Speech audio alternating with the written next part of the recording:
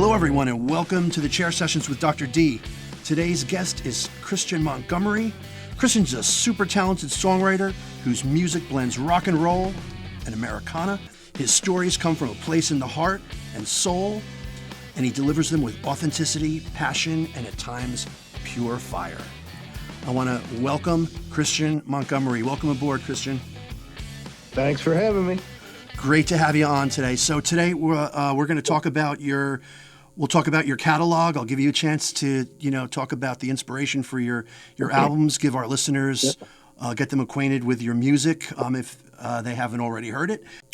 Let's introduce the listeners to, just your musical background, how the musical journey started for you. I was reading an article, a review or an article, was talking about getting your start in the church with your grandmother. Yeah. It was just a funny story. My grandparents raised me, and my pop was an electrician / fisherman. My dad was a fisherman, and my grandmother was a high school math teacher, and they forced me to go to church when I was a boy. And she just had this terrible voice, very Ethel Merman, just, oh my God. It was just awful. But she went for it. For every hymn, she participated, man. She was 100% in. And I realized as a very young boy that the only way to get people to stop staring at us was if I sang louder than her. And so people couldn't hear her. And my Reverend, Father Bob Mackey. Bob Mackey? He was a tenor for the Boston Pops. And one day I must have been like 10 years old or so, and he walked by me and he heard me sing. And he approached my grandparents and said, "Hey, listen, I hear something here.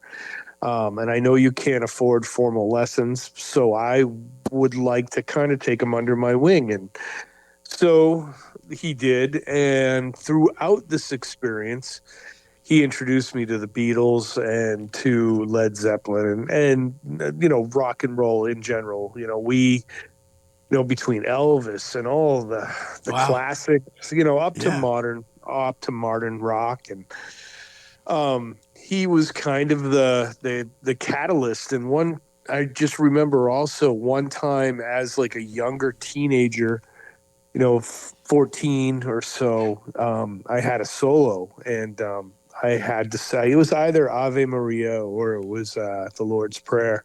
And Okay. I remember singing it, and I got so into it, I closed my eyes.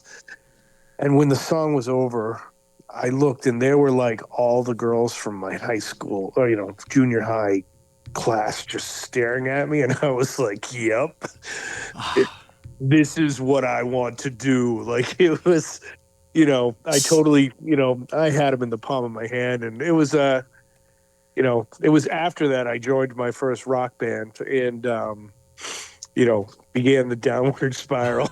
So was the experience in the church like your aha moment? It was my aha moment in the sense that it made me realize that maybe there was more to life than physical labor. That maybe, just maybe, I could, transcend my place in the class, or rise above my station. And it was great, because it certainly did just that. It got me out to see the world. Yeah, it's awesome. And you said you were forced to go to church. So did that have an effect on like what you absorbed? Like, did you go in with opposition, or just go through the motions, or did you get into it? No, my younger brother, who was like my partner in crime, we went through, our first communion, and we went through, religious education together, Mm-hmm. and we were privy to some of like the Irish pubs and the sea shanties that we could make a buck playing a few songs at. Uh-huh. And I mean, I remember my reverend doing. We had to have a sex education class, and it was part of the first communion, or the your certification into the Episcopal Church, and the reverend said, "Does anybody here know what masturbation is?" And my brother went, "Oh boy, do I!" And yeah, I remember Father Mackey going, "Kurt, go sit in the hallway." And, I was there to defend him and shortly asked to sit out after that. But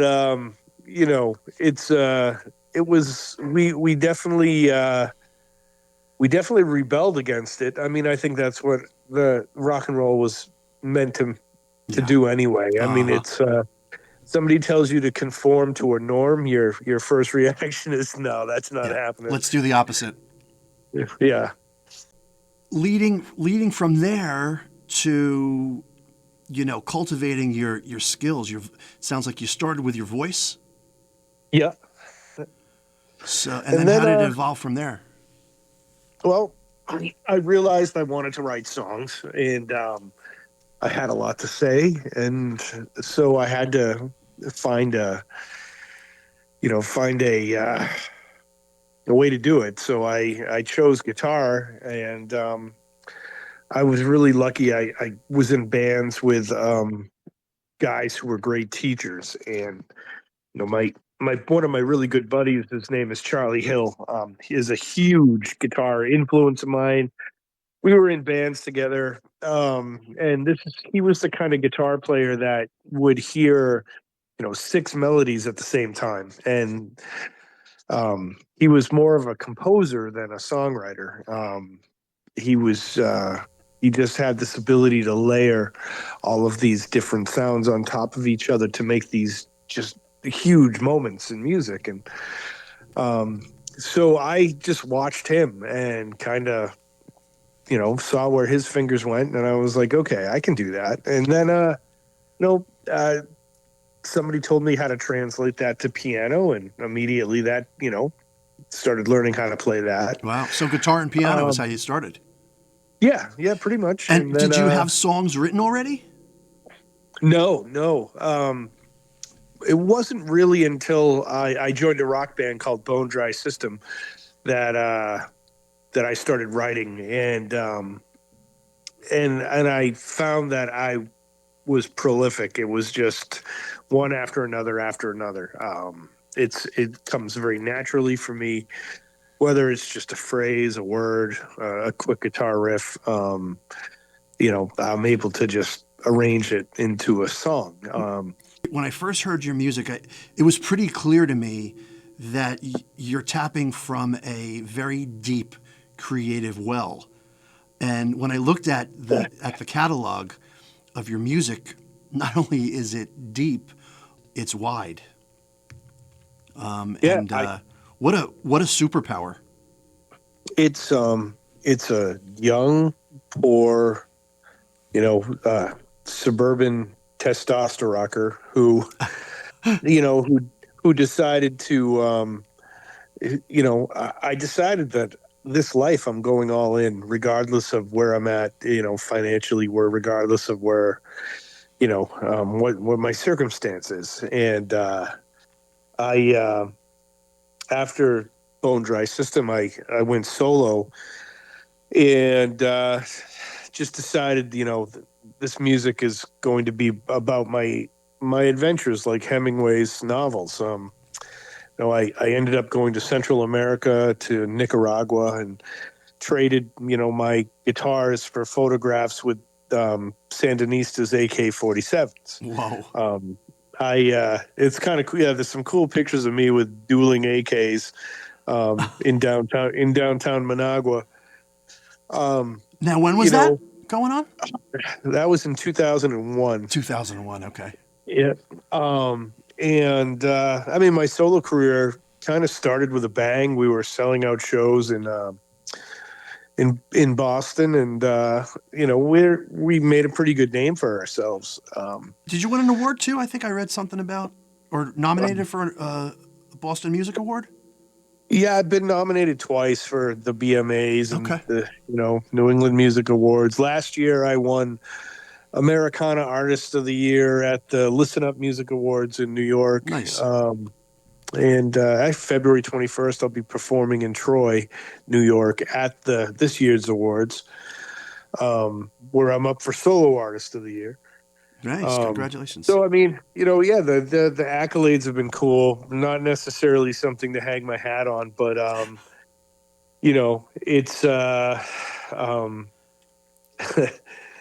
I found that if, the more affluent you are, the more,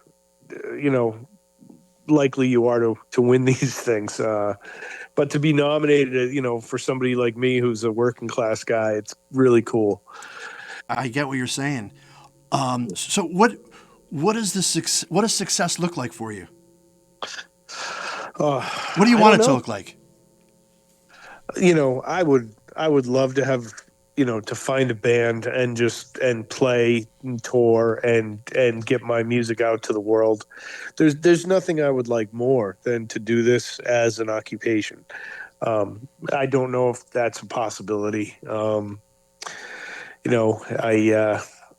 I kind of gauge myself against, what's going on in the world of music. And I don't know if people are necessarily really even ready for the kind of message that I have about personal experience and about my travels and about what I've been through. Because really that's what my music's always been about. It's something happens to me and I write about it. And or I see something and I write about it. A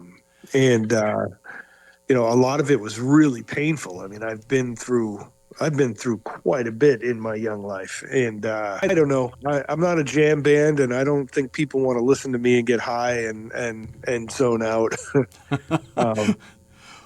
If they wanted to, if I could find a bunch of people who want to start a revolution, then bam, I know that they're going to dig my stuff. But the other part of the superpower, I think, with your songwriting and with your storytelling in your music, in addition to your, to the guitar, is the authenticity. I love that word, especially in music, because the authenticity really. You have the stories are not just imaginary stories. These are from real experiences. Yeah. I mean, yeah. It takes talent, to do it the other way too, to create a story that seems believable.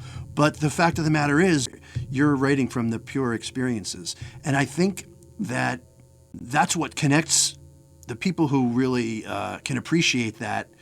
I think really can connect to it. I think that's what connected me to. Heard a couple songs and I was like, wow, it really resonated strong. Like I could really connect to it, and then, you don't really know if it's just a song that was kind of like you made up a story and then when we started talking, you started telling me about some of these stories. Wow, it's the real deal here. And boy, do we need the real deal these days. Yeah. People ask me, how would you describe your career? And I said, did you ever see Robert Redford's movie, The Natural? Mm. And I'm like, I desperately want to be known as the greatest songwriter there ever was. I want people to say when he put pen to paper, his words, resonated with me. And when he sang it, it made me feel it. And it's not an egotistical thing. I want people to say I connected. I immediately felt what he was feeling. Because some of the music that I've done, revolves around, my wife, April, especially. And we have a story. She was the first girl I ever kissed. And my aunt broke it up. And we didn't see each other for years. I got married. She got married. We both got married to the wrong people. And we both found each other again after our divorces. And wow. It was one of the longest courtships ever, and that set off a chain of events which led me to being thrown in prison. I tell people I was a political prisoner. I was an activist for I was I was an activist for fathers' rights in Massachusetts, and they kind of put a target on the back of my head. My opposition to me being a father used to have this, has a behavior where every time they're not getting their way in court, they would, file a restraining order against me. And so it was one minute I'd be asked to, hey, you're going to come see your kids today? And I'd say, I can't do it today. And I would get served with papers. And so I reached out to a judge to tell him, hey, this is what happened, that she was finally getting caught by other judges. And they threw me in jail for 6 months. And Wow. When I got out, or before I got out, my wife, April, who stuck by me the whole time, visited me. I spent time in solitary confinement because a young gentleman, a quarter of my age, told me he was going to kill me in my sleep. So I said, well, we better do this while I'm awake. Oh. And so proceeded to knock him on his ass. And so Landed you in solitary? They threw me in solitary for a week for that. Which earned me a little bit of, I'm a bigger guy, 6'2", 230 pounds, so it's like, I'm able to defend myself quite well. But when I was in Plymouth County Corrections, I decided I was going to write an album. And my wife said, listen, you're getting back into music. You have no choice. So while I was in there, I wrote The Gravel Church. And The Gravel Church was about this little 20 by 40 outdoor recreation area where you could go outside and walk around. And it was the only place you could see the sky. It was the only place where you could really have peace for a moment. And so, don't get me wrong. There's guys who have served time a lot longer than I did, but I was never guilty. I never did. I don't think I did anything wrong. I just needed to get away from my ex. And so we got out of the situation, and on the day that they let me out, my wife picked me up, and the next day I was in Ultrasound Studios beginning the process of putting everything I'd written onto tape. And it just, 16 songs that just flowed out, and it was an amazing experience. I worked with this guy, Joe Clapp, who's been nominated for Producer of the Year in New England several times. And we just nailed it. It was a great album. And I thought, okay, that's what I needed to do, and didn't think that it would go anywhere else. And all of a sudden, it was received so well that we decided, all right, let's do a second one. And we started Prince of Poverty, which was, a very working class, album, built around the fact that I grew up doing manual labor. And I want to back up, if you don't mind. I want to back up just a little bit. Sure. I want to just go back to the Gravel Church for a bit. So it was basically written while you were imprisoned. Yeah. Yeah. Did all the writing there while you were in jail. And I think I saw you characterized it as an album of reflection, understanding, and healing. Yeah.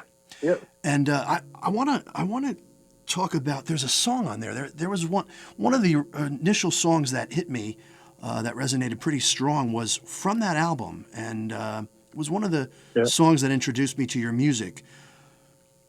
Razor Wire Heart. Oh yeah, man, that one hit deep. The lyrics. It was.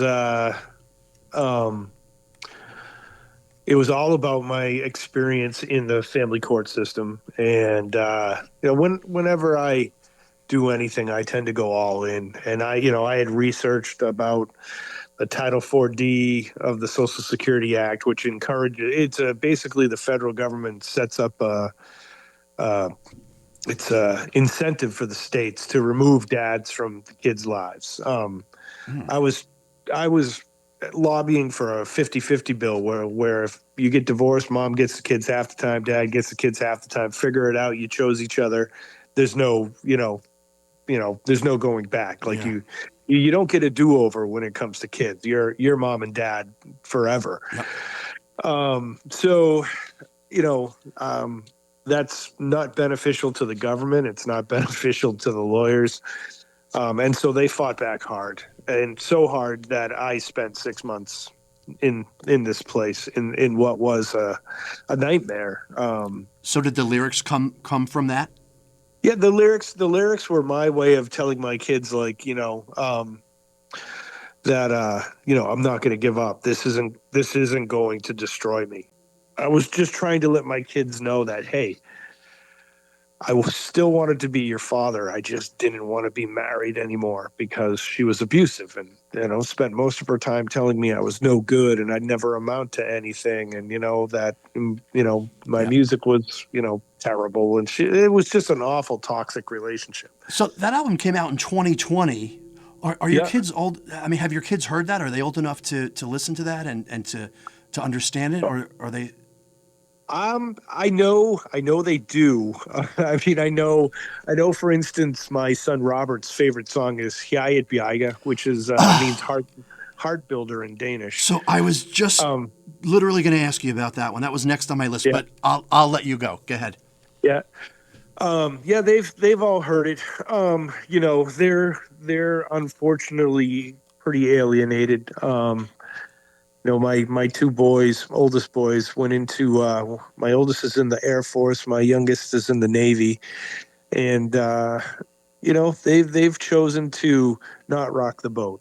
I know that having a relationship with me would make things harder for them, So I think it's just, I'm left at this point, which Razor Wire Heart referred to is, I hope someday you find me and we can put all this behind me. I love those lyrics. Yeah. Until I have a heart of razor wire. It's definitely they're very aware of my musical career. So, and I know they're proud of it. Such a great song. And you could feel the intensity of the emotion in that song. Our listeners should definitely check that one out. Razor Wire Heart. It's on the 2020 Your Gravel Church album. And then you mentioned the other one, and it's funny that you pronounce it. I was going to ask you how to pronounce it. 𝘬𝘚𝑚𝑐? Yeah, 𝘬𝘵𝘚𝑚𝑐. 𝘬𝘚𝑚𝑐. Yeah. And there's so that one is another one that really resonated strong. There's a visceral component to that one, and it almost has this.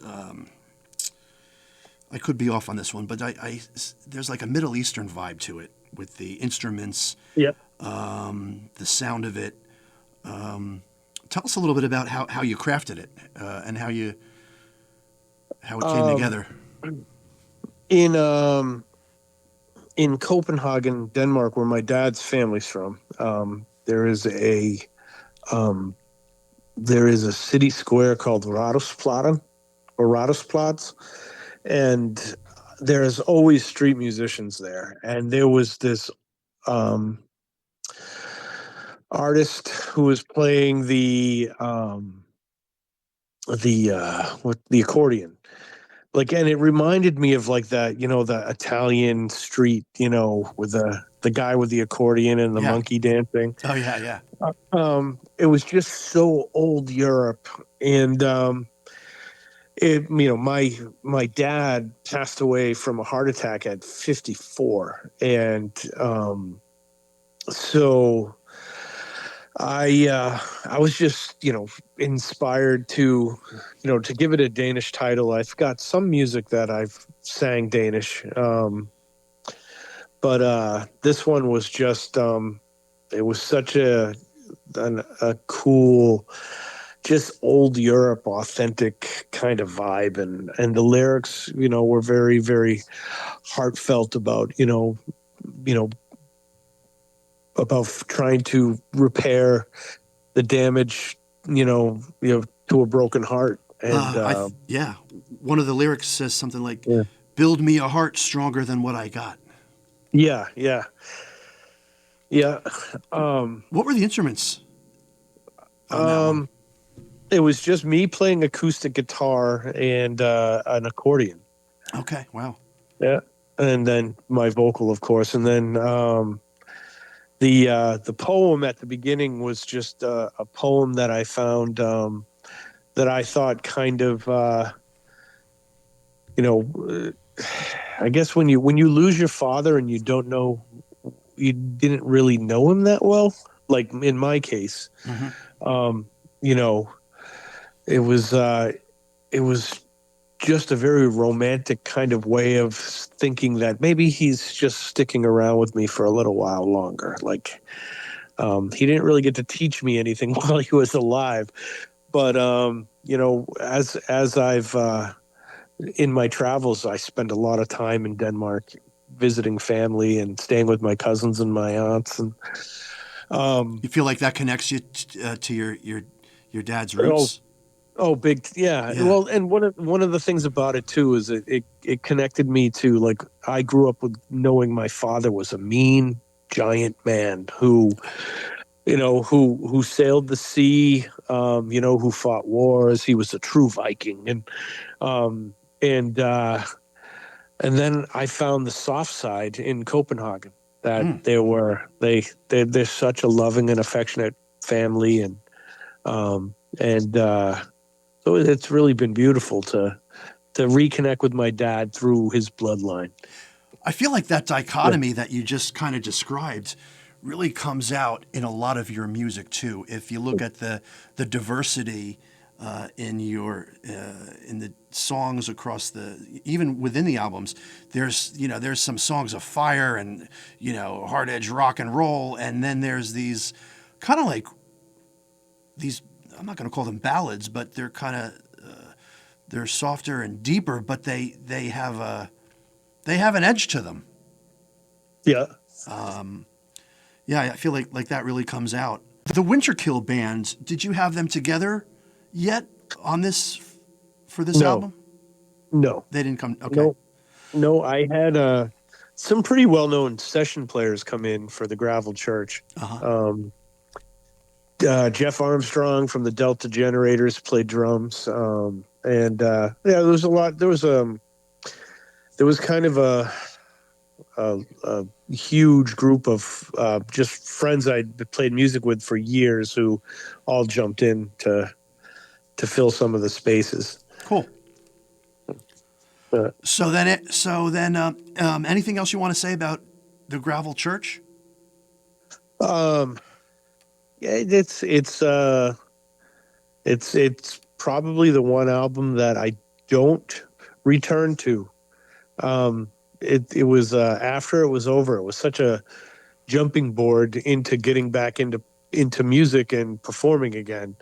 And it was so emotional writing it that it seems like I've sat on all of those songs. I haven't performed too many of them, other than Boston, which I wrote about the marathon bombing, and my friend who was there during it, and my worries about his safety. He was a drummer of mine in my solo bands. But yeah, that's about it for Gravel Church. And then after that, you moved on to the Prince of Poverty. Yeah. 2021. Yep. Yeah, Prince of Poverty was all about work. Leaving the Gravel Church behind and getting back into the workforce, and just being treated. I've always been a tradesman, and I was, it was a very difficult. I have a very difficult job, and I just got this whole sense of just how worthless we're kind of treated as laborers in the USA, and how we break our bodies, and we do all the things that the affluent, wealthy people can't do for themselves, and somehow don't get to demand the wage we want for. Like you can't leave your job and go work for somebody who's going to pay you more, because the health insurance game is crazy, and you're jumping from one thing to another. And Prince of Poverty was just kind of that.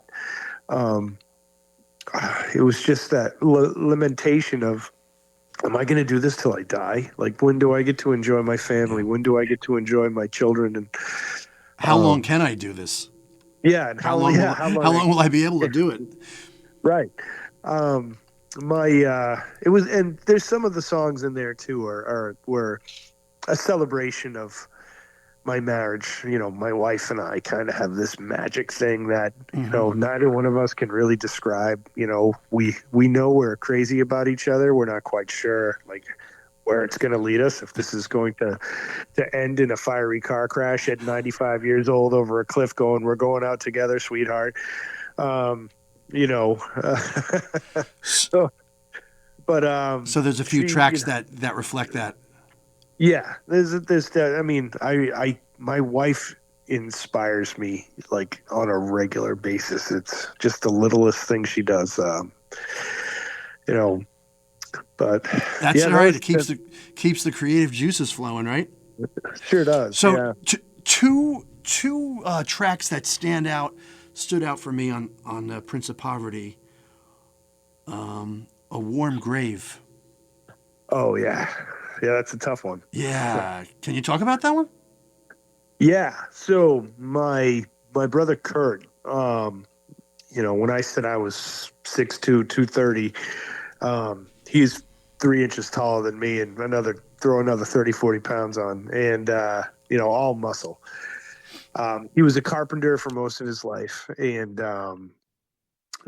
he built these koi ponds, and he was pretty famous for, instead of renting heavy machinery, he would just pick up these giant stones and carry them around, and to make these beautiful, elaborate rock garden koi ponds. And so he ended up having to have back surgery because of this, and then he was in a car accident, made it worse, and he got put on Oxycontins, and then he was taken off of them, and he went into withdrawal, so he purchased heroin, and subsequently became addicted to heroin.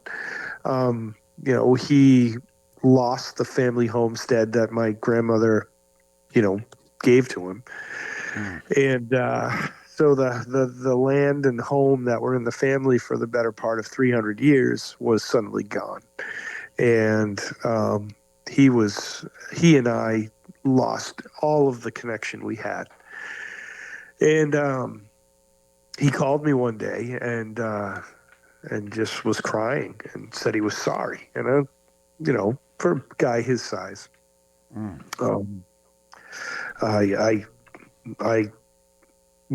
said, hey, let's get you sober. And we did. We got him sober. And he passed away from brain cancer a year later. Oh, wow. So, yeah. So A Warm Grave was that was about, tells the story. Yeah, it would be a shame if all we left behind was a warm grave. We had some great talks. I went down to Florida to visit him for a while, and he had reconnected with a high school sweetheart, and he got his life together. It was beautiful to see how he could rise above it, and he has a son,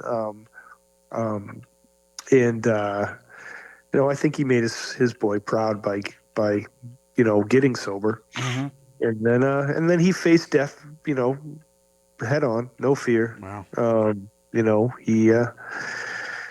He would call me up to tell me his last words were gonna be these inappropriate phrases, and they'll remember me. I was that guy screaming that out, and Wow. Doesn't get much more real than that. Yeah, no, it doesn't.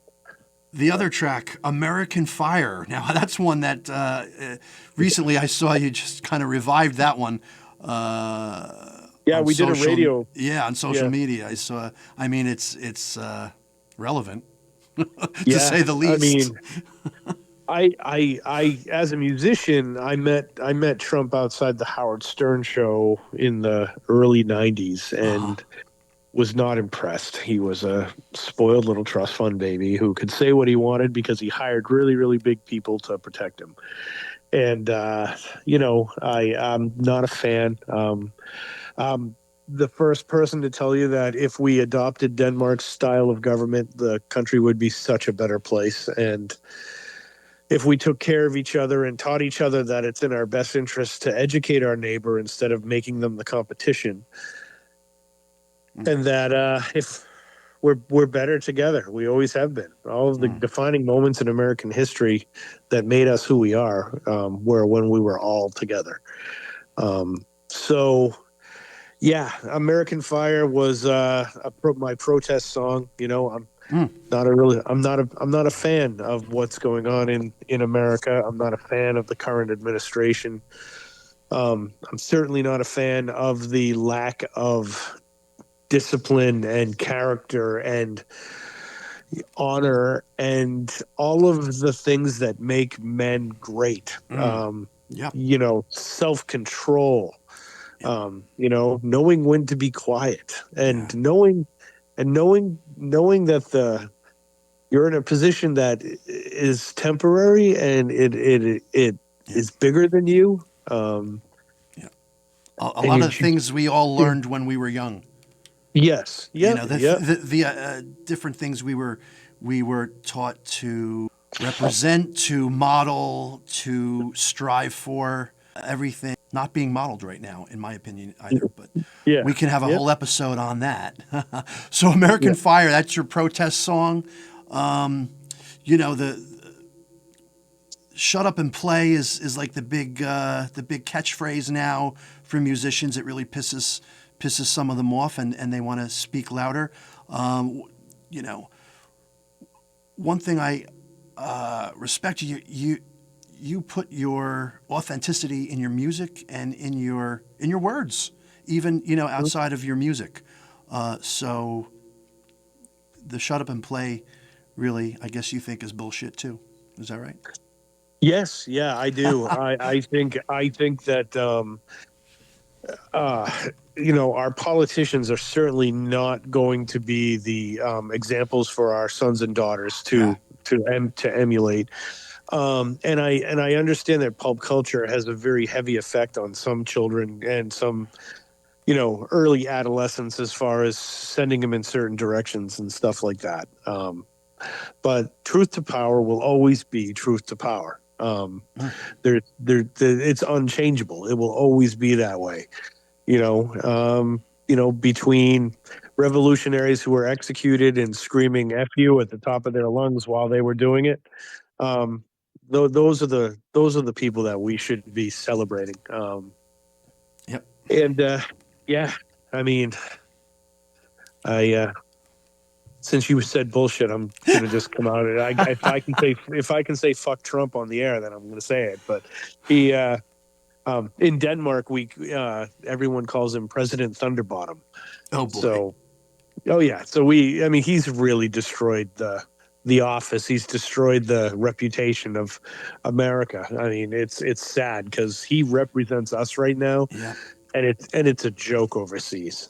Yeah. Like I said, that could be a whole nother episode. All those protest songs that we grew up with from the '60s, you could feel the vibe. When growing up, I remember hearing a lot of the protest songs, and you hear the songs, and the songs are cool, but you don't really understand the motivation behind them. And now here we are. We're kind of living it. The protest songs for us are real, whether you agree with them or not. It's part of the culture right now, and we're given a voice, we're given talents and skills, and we can use them however we want. And the great thing about America is that it is a free country still, and we have freedom of speech, and we can use our voice, we could use our music and our art to do and say as we please, and that's something that I think you and I want to respect and want to continue to do. Yeah, absolutely. So now we moving on to the next album was in 2022. Was it Heaven for Heretics? Yeah, tell us about that one.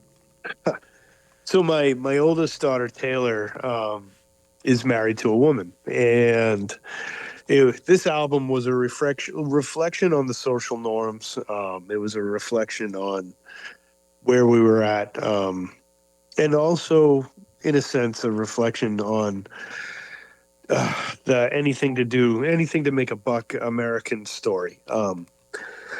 Now, when it comes to the LGBTQ plus community, I am a huge supporter of everyone's individual right to live their best life, regardless of how anybody else feels about it. Right on.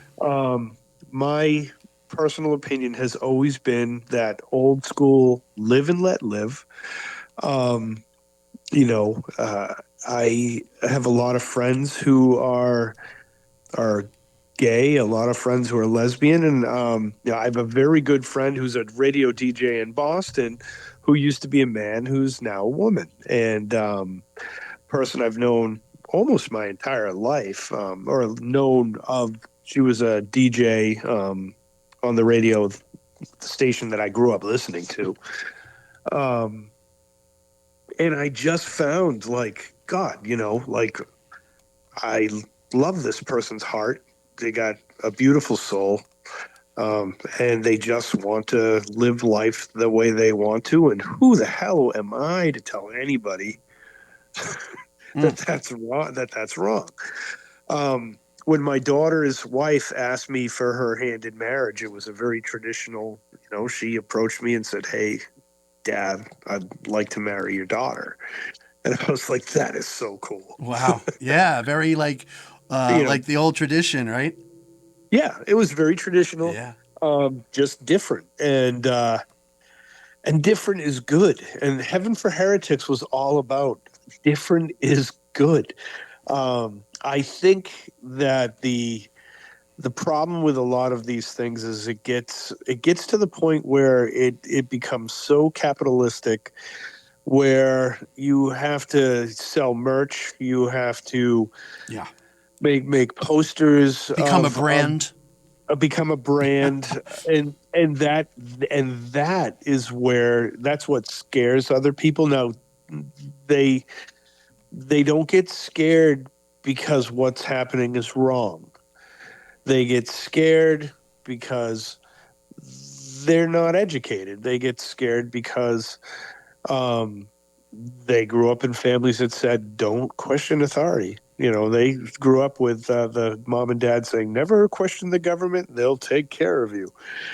And it's some people aren't ready. We've seen all of the messiahs come and go, and the reason they left is because they usually said something someone wasn't ready for. Even though I know it's going to be difficult, the Heaven for Heretics was about my firm belief that the freedom of the human heart is obtainable in our lifetime. Right on. There's again, one of the tracks that really resonated strong, and I read it's a tribute to your brother. Very, very beautiful, heartfelt tribute. Come carry weight with me. Yeah. Man, that one hits. Yeah, I have a hard time playing that without crying. Oof, I didn't even know your brother, and just listening to it, it definitely. Yeah, too. Same. It was right. We knew something was wrong. We knew he was sick. And he came to Massachusetts, and my wife and I had a 30-something foot Robalo boat, lobster boat with, with 3 250 Optimaxes on the back, and my brother wanted to go for a boat ride when he came to visit, and he and I had gone to sea so many times before, and there was a tropical storm off the coast of New England.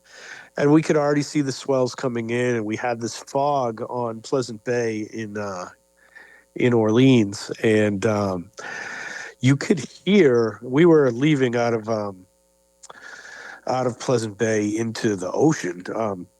Goes out. You can go over to Chatham, or the Chatham Breakers are kind of famous. And it's a very dangerous place. If you don't find the channel, you're going to flip. And it's full of great white sharks. So, wow. long story short, my brother goes, "Let's keep going." And I'm like, "Are you sure?" And he's like, "Yep." And I could feel his hand, on my shoulder, just kind of taking a firmer grasp. And, hanging onto the ship too, because it was a big center console.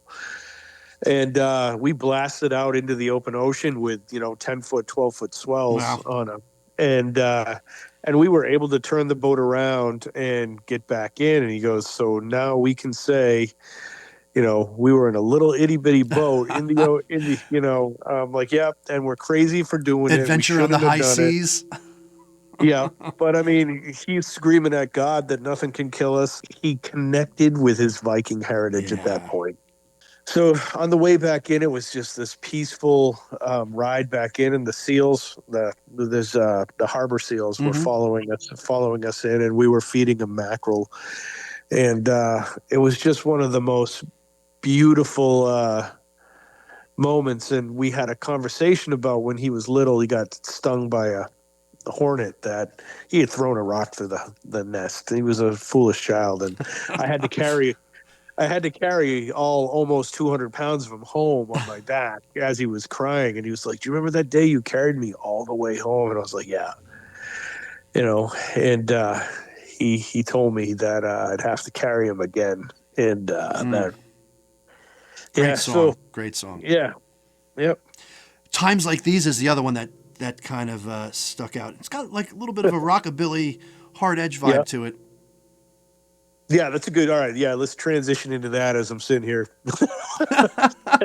crying like a baby. Yeah, Times Like This was all about sexual pursuit. It was about that old school 1950s Buddy Holly writing a song about giving it up in the backseat of the car at the drive-in. It was just. It was just a silly idea that I had, and kind of reminiscent of what was that band? No hugging, no kissing till I get a wedding. Yeah, the Georgia Satellites. Georgia Satellites. Till it's I get kind a of like wedding that. ring.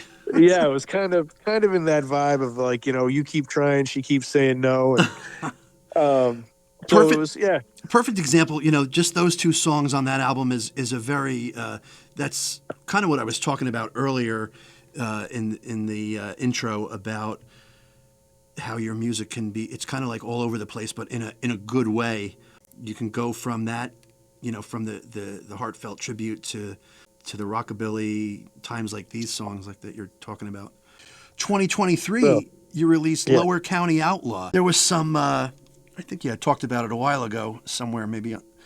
There was like some controversy or over the images of like the album cover. Yeah. It was it a ram with a third eye? Yeah. Right? It was the logo from my wife's goat farm. Oh wow! Okay. Yep. Yeah. We so this was the cool a huge like a major transition, and you got to kind of take fate into consideration here, that maybe the Norns are real. So after A Heaven for Heretics, my wife and I, both having crazy exes in Massachusetts, decided we have to get out of here. So we made our way to Vermont. We got out of Massachusetts, and we purchased a 200-year-old farm in Wallingford, Vermont. And I started to, I hit the music scene. The cool part about living here is I've got the Albany, New York, Saratoga music scene that's very rock-oriented. There's a lot of radio stations that really support indie rock bands.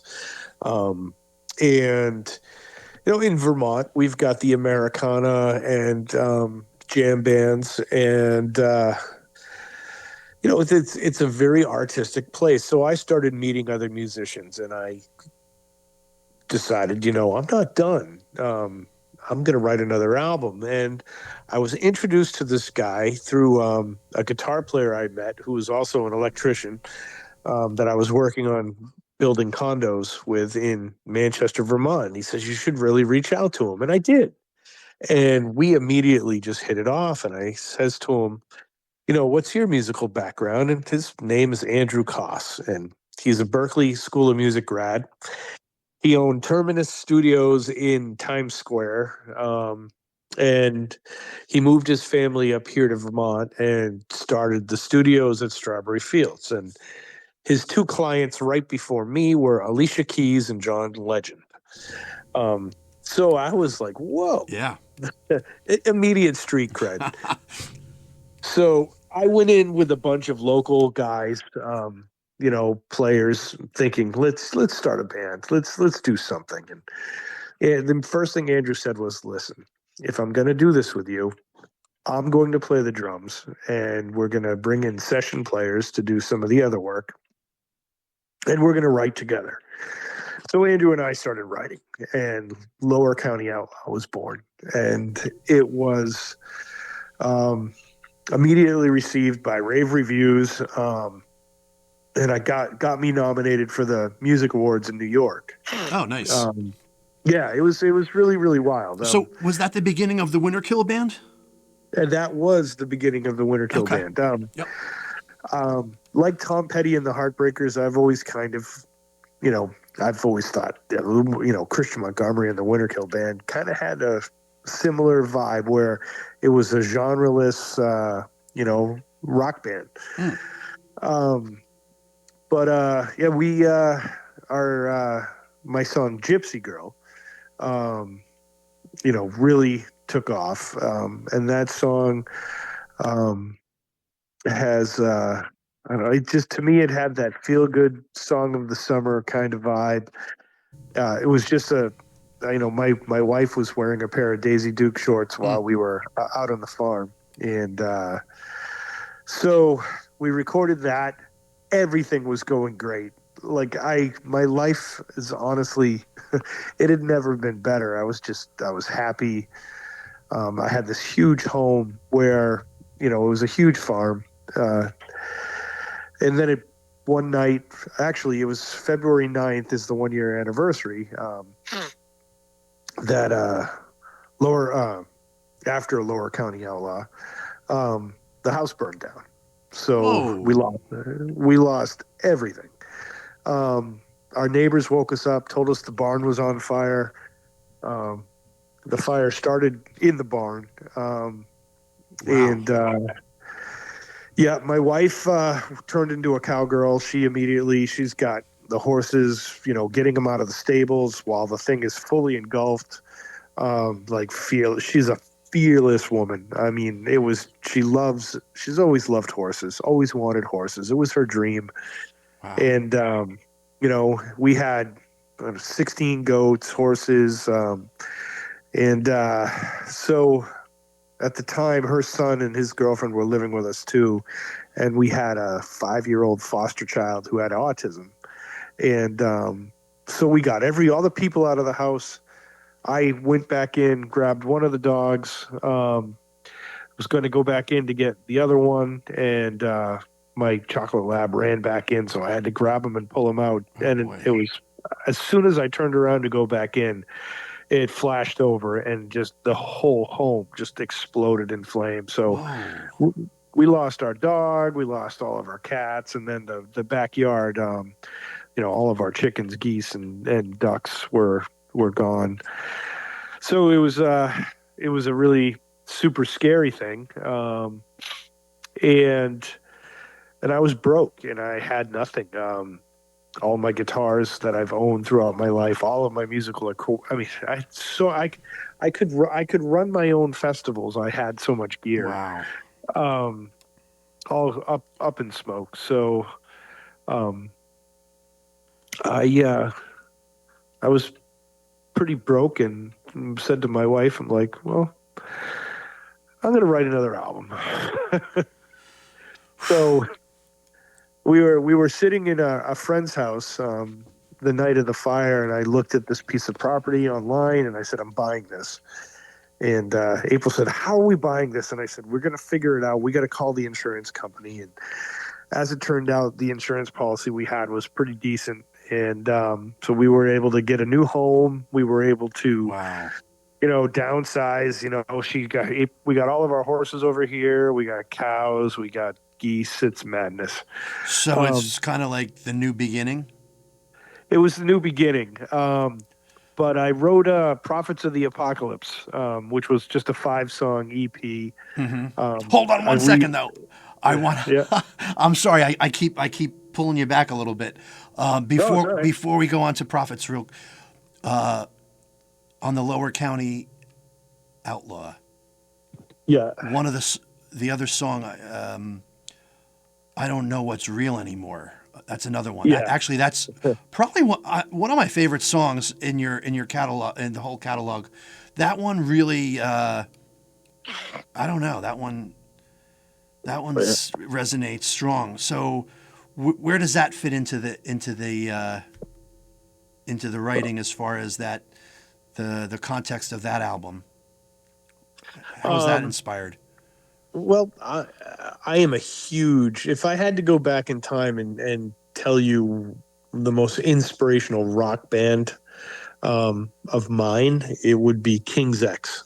Okay. And I mean, I've seen him so many times live, and I've always been a huge fan of Ty Tabor's guitar sounds and the 3-part harmonies. And so the guitar riff was kind of King-X inspired guitar riff that turned into a phrase of "I don't know what's real anymore" for a chorus. Okay. Yeah.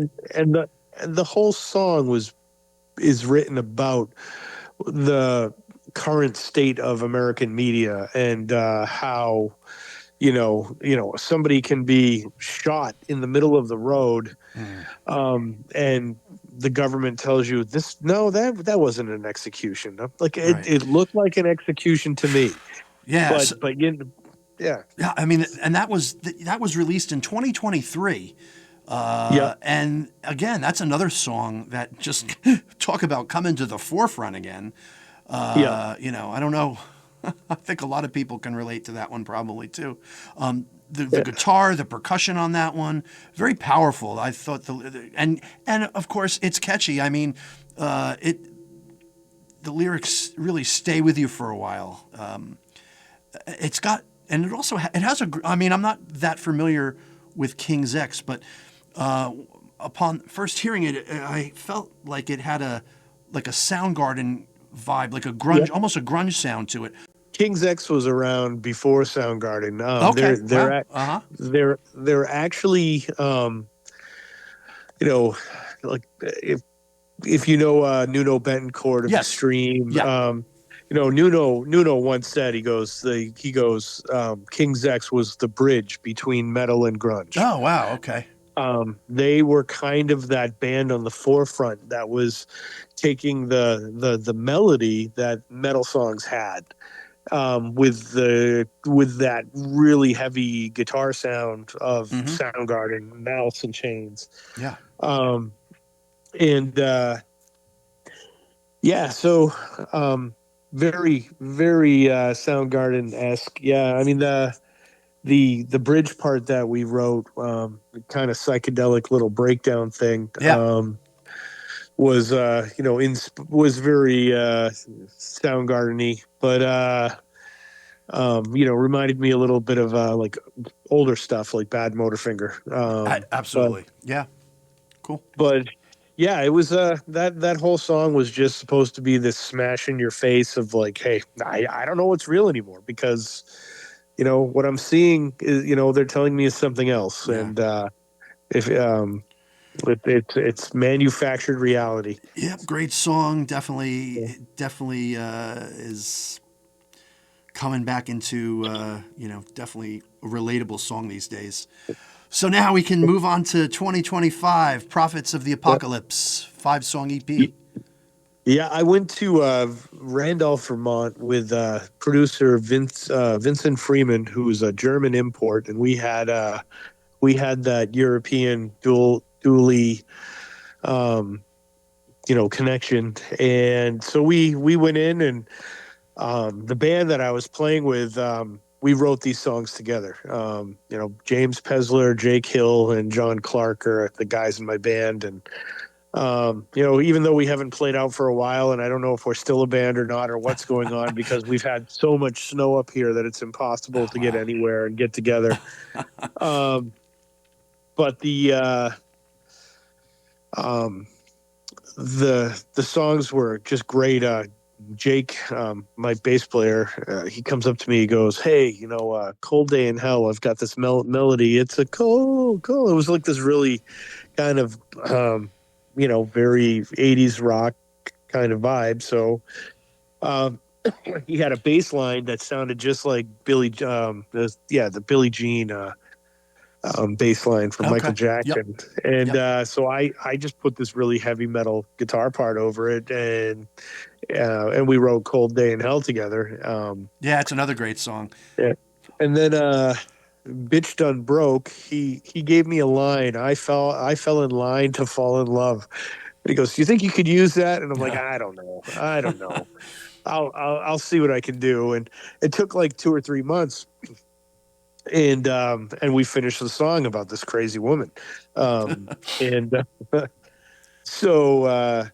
between that and Leaving Texas, which seems to kind of be the hit that has really got a lot of people's attention. It's kind of a Foo Fighter-y vibe. Yes, definitely. Yep. And it's a lot of people really dig it. And I wrote that tune about I have a cousin, two cousins, Inga and Thor, and they are the grandchildren of my grandfather's brother Henry from Copenhagen. Oh wow. He came over here the same time as my grandfather, and he joined the Marine Corps. And anyway, Inga, my cousin, is a right-wing truck driving, gun shooting, Viking woman. And then my cousin Thor is a cross-dressing gay man, the total opposite end of the spectrum. And at several different times over the last couple of years, they've both reached out to me to say, I need to get the hell out of Texas. Oh wow. And so Leaving Texas was inspired by them. Yeah. A Rock That Doesn't Roll. That's a good one too. And I like the Van Halen reference on that one too. I wanted to throw some, innuendos of, former rock, 60s, 70s rock. But I wrote this song. We have a promoter here in upstate New York named Greg Bell, who's put on shows, and he's, he's very politically minded, like myself, very similar to me. I've only met him a couple of times. He's booked me once for a festival, and always said he struggles to find where I'll fit in because, most of the festivals up here are very, jam band, pot smoking, or a lot of pot smoking. Grateful Dead, very, very, very, yeah. I got you. So, but he was just such a nice guy, and I said to my wife after the festival we played, I was like, that dude is a rock that just won't roll away, and he's still doing it. He's retired now, and he's like still promoting shows, and nice. He's constantly surrounded by youth. I mean, they gravitate towards him, whether it's for life advice or about the music industry and stuff. But I just saw immediately what a beloved character he was by all these players in the scene. That it inspired the song. What a great tribute! It's just about a dude who just keeps going to shows. Nice. And we need more of that. We need to tribe up. We need to get more people out and spend money on a ticket to a festival and go make friends and, hear music. And it's cool. It is. Yep. So, So, a pretty great discography there, and you're still working on another one in the making. I have, it's almost done. I was going to go there tonight, but we were getting another foot of snow. Wow. It's my new album's called Soul Family, and it's just about my friends. It's this album is about all of the people that I have been alive at the same time with, and how I feel like this can, very deep connection to some of them, as though we've done this before, and we'll probably do it again. It's like, even April jokes, when I say this might be my last album, and she goes, yeah, she goes, of this lifetime, and I'm like, okay, yeah, you're right. I like what I've heard so far, the little previews that you let me listen to. I mean, it sounds like it's coming together. Well, we've got a lot of really good feedback from people. Yeah, cool. And there's some controversial stuff. I have a song called "Don't Be Afraid to Be Born," and there's some. I have my favorites, and but it's definitely this is from what Andrew says. He goes, every song is a celebration, Chris. He goes, I've never listened to a record and been like so just happy to be here. Nice.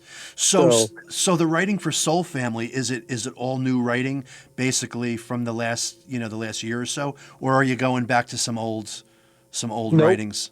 All fresh. It's all fresh. It's all brand new. Nice.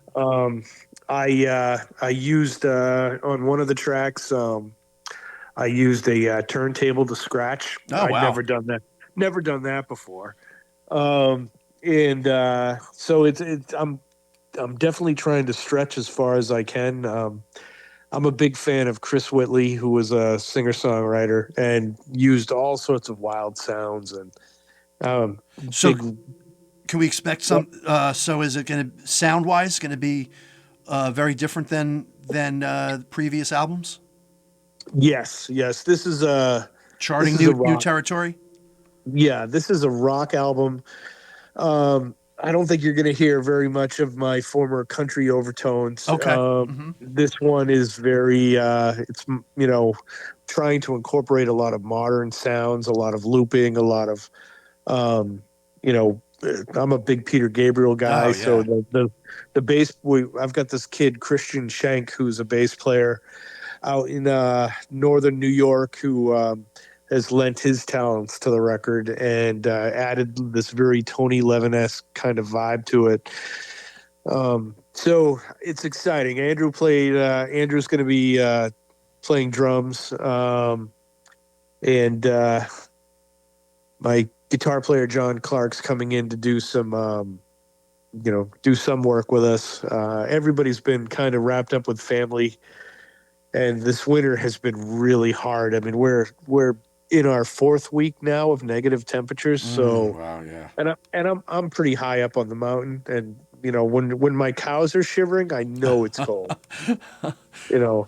So Soul Family is the new album coming out. Any expected release date?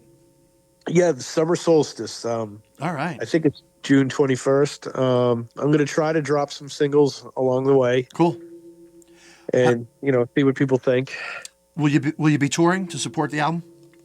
Absolutely. I'm going to be out and about. I'm trying to put a band together that can tour with the.